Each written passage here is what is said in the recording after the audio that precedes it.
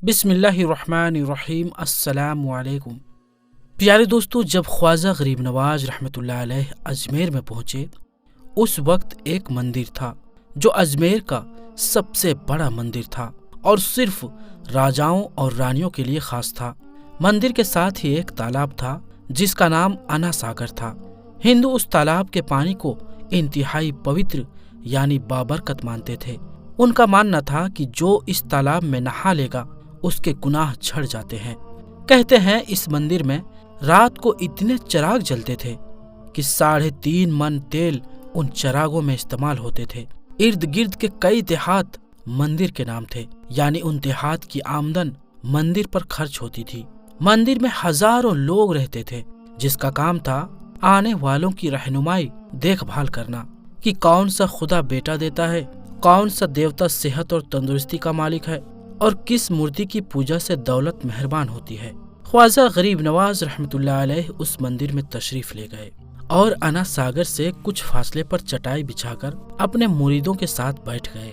عصر کا وقت ہونا ہی چاہتا تھا، لہٰذا آپ رحمۃ اللہ علیہ نے حضرت قطب الدین بختیار کاکی رحمۃ اللہ علیہ سے آذان دینے کو کہا۔ کفر و شرک کے گڑھ اجمیر میں اللہ کی وحدانیت پر محمد صلی اللہ تعالیٰ علیہ وآلہ وسلم کی رسالت کا یہ پہلا اعلان تھا۔ وہ لوگ اسلام سے مکمل طور پر لا علم تھے، نہیں جانتے تھے کہ اسلام کیا ہے۔ چنانچہ آذان کی آواز سن کر وہ حیران ہو گئے اور اپنے گھر سے نکل آئے۔ سب مسافروں نے انا ساگر کے پانی سے وضو کیا اور نماز پڑھنا شروع کیا۔ سب ہندو حیران رہ گئے کہ سب بھگوان تو اندر ہیں، تو یہ لوگ آنگن میں کس بھگوان کو سجدہ کر رہے ہیں؟ جب شام ہوئی تو راجا کے اونٹ جو دن میں چرنے کے لیے گئے ہوئے تھے اپنے چارواہوں کے ساتھ واپس آنے لگے۔ اتفاق سے جہاں حضرت خواجہ غریب نواز رحمۃ اللہ علیہ اپنے ساتھیوں کے ساتھ بیٹھے تھے، وہ جگہ راجا کے اونٹوں کے بیٹھنے کی تھی۔ چارواہوں نے حضرت خواجہ غریب نواز رحمۃ اللہ علیہ سے کہا، اٹھو بابا، اونٹوں کے بیٹھنے کی جگہ خالی کرو۔ آپ رحمۃ اللہ علیہ نے فرمایا، اتنا بڑا میدان پڑا ہے، اونٹ تو کہیں بھی بیٹھ سکتے ہیں، کیوں مسافروں کو تنگ کرتے ہو؟ وہ نہ مانے اور مسلسل اصرار کرتے رہے کہ اونٹ اسی جگہ بیٹھیں گے۔ آخر انہوں نے بہت بدتمیزی سے کہا، یہ راجا کے اونٹوں کی بیٹھنے کی جگہ ہے اور ادھر راجا کے اونٹ ہی بیٹھیں گے، تم لوگ کہیں اور ڈیرا لگاؤ۔ آخر آپ رحمۃ اللہ علیہ نے اٹھتے ہوئے حضرت قطب الدین سے فرمایا، اٹھو قطب الدین، یہ کہہ رہے ہیں کہ اونٹوں کی بیٹھنے کی جگہ ہے، تو چلو اونٹ ہی بیٹھے رہیں۔ یہ کہہ کر آپ رحمۃ اللہ علیہ اپنے ساتھیوں سمیت وہاں سے اٹھ گئے۔ اگلی صبح جب اونٹوں کی چرائی کے لیے لے جانے کا وقت آیا اور چرواہوں نے اونٹوں کو اٹھانا چاہا تو انہیں پتہ چلا کہ اونٹ تو اٹھنے کے قابل ہی نہیں ہیں۔ انہوں نے اونٹوں کو مار مار کر زبردستی انہیں اٹھانا چاہا، لیکن وہ بیٹھے ہی رہے۔ چرواہے پریشان تھے کہ جو اونٹ ان کے ایک اشارے پر اٹھ کر کھڑے ہو جاتے تھے، آج کیا ہوا ہے، کیوں نہیں اٹھ رہے ہیں؟ آخر انہیں یاد آیا کہ کل اس مسافر فقیر نے کہا تھا کہ چلو اونٹ ہی بیٹھے رہیں۔ لوگ اکٹھا ہونا شروع ہو گئے۔ کوئی کہہ رہا تھا کہ فقیر کوئی قابل جادوگر ہے اور کسی نے خیال ظاہر کیا کہ وہ کوئی بھگوان کا اوتار ہے۔ دھیرے دھیرے بات راجا تک پہنچ گئی کہ ایک مسافر فقیر نے راجا کے اونٹوں پر جادو کر دیا ہے۔ راجا نے خواجہ غریب نواز کو پیغام بھیجا، تم کیسے فقیر ہو جو بے زبان کو باندھ کر رکھتے ہو؟ یہ بیچارے بھوک پیاس سے مر جائیں گے، اسی لیے مہربانی کر کے اپنا جادو واپس لے لو۔ آپ رحمۃ اللہ علیہ نے فرمایا، ہم مسلمان ہیں اور ہم مسلمان بد دعا نہیں دیا کرتے، نہ ہی جادو کرتے ہیں۔ جاؤ کہو کہ جس کے حکم سے بیٹھے تھے اسی کے حکم سے کھڑے ہو جاؤ۔ اب جو جا کر اٹھایا تو اونٹ فوراً اٹھ گئے۔ ہندوؤں کی دلچسپی ان مسافروں میں بڑھنے لگی۔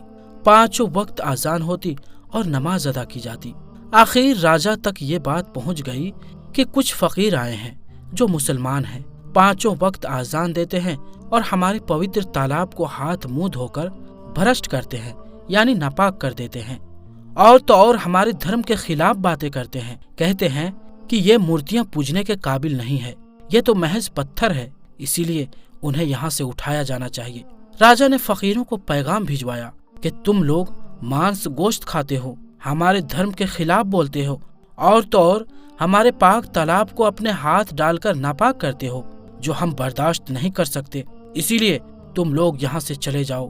آپ رحمۃ اللہ علیہ نے فرمایا کہ اور بھی تو اتنی دنیا آتی ہے، ہمارے پانی پی لینے سے کون سی کمی آ جائے گی؟ لیکن وہ کہنے لگے کہ وہ سب ہمارے دھرم کے لوگ ہیں اور تم دوسرے دھرم کے ہو، آئندہ تم لوگوں نے تالاب کو ناپاک کیا نا تو ہم سختی سے پیش آئیں گے۔ آپ رحمت اللہ علیہ نے حضرت قطب الدین بختیار کاکی رحمت اللہ علیہ سے فرمایا، قطب الدین، شاید یہ لوگ آئندہ ہمارے پانی لینے پر کوئی فساد برپا کریں گے، جاؤ ایک مسکیجہ پانی لے آؤ تاکہ ضرورت کے وقت کچھ پانی تو موجود ہو۔ لہٰذا حضرت قطب الدین رحمت اللہ علیہ نے ان سے فرمایا، چلو ہم مسکیجہ بھر لیتے ہیں۔ وہ اس شرط پر مان گئے کہ تمہارا جسم پانی سے چھونا نہیں چاہیے۔ حضرت قطب الدین رحمت اللہ علیہ تالاب کی سیڑھیوں پر جا بیٹھے اور مسکیجہ پانی میں ڈبو دیا۔ جب وہ بھر گیا تو حضرت قطب الدین رحمت اللہ علیہ نے وہ مسکیجہ اوپر کھینچ لیا۔ جو ہی مسکیجہ پانی سے باہر آیا، انا ساگر کا پانی سوکھ چکا تھا، گویا سارا انا ساگر مسکیجے میں بند ہو گیا تھا۔ انا ساگر کا خشک ہونا تھا کہ پورے اجمیر میں کوہرام مچ گیا، اور وہ رو رہے تھے کہ جو ہم گناہوں کی گٹھریاں لاتے ہیں اور انا ساگر میں غسل کر کے ان سے چھٹکارا پا لیتے ہیں، اب ہم گناہوں کا بوجھ لیے کدھر جائیں گے؟ سارے علاقے میں خبر پھیل گئی کہ مسافر فقیر نے جادو کے زور سے انا ساگر کو خشک کر دیا ہے۔ راجہ اس نئی صورتحال سے بہت پریشان تھا۔ اس نے اپنے وزیروں کو بلایا، سب نے یہی کہا کہ فقیر یا تو کوئی جادوگر ہے یا پھر واقعی کوئی کامل فقیر ہے۔ ساتھ ہی وہ پریشان ہوئے کہ اجمیر کی رونق تو ہی تھی انا ساگر کے دم سے، اسی کی وجہ سے لوگ دور دور سے اجمیر آتے تھے اور اپنا ایمان تازہ کر کے لوٹتے تھے۔ انا ساگر کے خشک ہو جانے سے ہندو دھرم کی پرچار کو بہت بڑا دھچکا لگا اور یہ بہت تشویشناک بات تھی۔ آخر طے پایا کہ فقیر سے بات کی جائے، آخر وہ چاہتا کیا ہے؟ اگر اس کی ضرورت کھانے کی چیزیں ہوں گی تو ہم مان لیں گے، یا پھر سب مرد، عورتیں اور بچے جا کر فقیر کو خوشامد کرو کہ لوگوں کو پریشانی سے نجات دلاؤ اور ہم پر کرم کرو، ہم پاپ کے بوجھ اٹھائیں کدھر جائیں اور کیسے سکون پائیں؟ یہ کام زیادہ آسان تھی۔ لہٰذا تمام لوگ خواجہ غریب نواز رحمت اللہ علیہ کے پاس آئے اور بولے، بابا تم بھی وضو کر لیا کرنا، لیکن بھگوان کے واسطے ہمارا انا ساگر ہمیں لوٹا دو۔ آپ رحمت اللہ علیہ نے حضرت قطب الدین بختیار کاکی رحمت اللہ علیہ سے فرمایا، جاؤ قطب، مسکیزہ واپس تالاب میں ڈالاؤ۔ جو ہی مسکیزہ تالاب میں الٹا کیا، انا ساگر کناروں تک اچھل آیا۔ اس پانی نے کئی دلوں کو دھو ڈالا تھا۔ ہندو قوم کی اپنی تاریخی کتابوں میں بھی ہندو اتہاس کار اس بات کو مانتے ہیں کہ اس شام 32,000 ہندو کلمہ پڑھ کر مسلمان ہوئے تھے، اور ہندوؤں کے مسلمان ہو جانے سے ہندو پنڈتوں اور عام ہندوؤں میں بھی غم و غصہ کا طوفان اٹھ کھڑا ہوا تھا۔ وہ سوچ میں پڑ گئے تھے کہ فقیر اگر کچھ دن مزید ادھر رہ گیا تو دیوی دیوتاؤں کا تو نام لینے والا بھی کوئی نہیں ہوگا۔ لہٰذا لوگوں نے راجہ کو مجبور کیا کہ جلد سے جلد کچھ کیا جائے۔ راجہ نے مندر کے بڑے پنڈت رام دیو کو بلایا اور اسے خواجہ غریب نواز رحمت اللہ علیہ سے مقابلہ کر جلد سے جلد انہیں ہرانے کو کہا اور اجمیر سے باہر نکال دینے کا حکم دیا۔ رام دیو اپنے وقت کا مانا ہوا پنڈت تھا، جس کی علمی قابلیت کی دور دور تک دھوم مچی ہوئی تھی۔ اس نے راجہ کو یقین دلایا کہ جلد ہی راجہ کو کوئی اچھی خبر سنائے گا۔ رام دیو خواجہ غریب نواز رحمت اللہ علیہ کے پاس آیا اور الٹے سیدھے سوالات کرنے شروع کر دیے۔ خواجہ غریب نواز رحمت اللہ علیہ نے خاموشی اختیار کیے رکھی۔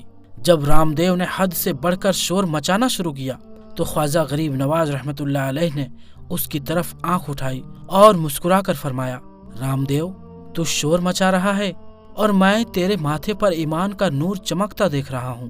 اس نگاہ اور اس لہجے میں نہ جانے کیا جادو تھا کہ رام دیو قدموں میں گر گیا اور روتے ہوئے بولا، بابا جس دھرم کے تم ہو اسی دھرم میں مجھے شامل کر لو۔ سب لوگ جو مناظرہ یعنی بحث کو، تکرار کو دیکھنے آئے تھے، دیکھتے ہی رہ گئے، حیران تھے، پریشان تھے کہ یہ کیا ہوا۔ جو خریدنے آیا تھا وہ خود بک چکا تھا، جو جیتنے آیا تھا وہ خود ہار چکا تھا۔ پنڈت رام دیو خواجہ غریب نواز کے ہاتھوں پر مسلمان ہو چکا تھا۔ سبحان اللہ۔ دوستوں، یہ شان ہوتی ہے اللہ والوں کی، جب وہ اللہ کے ہو جاتے ہیں تو ساری دنیا ان کی ہو جاتی ہے۔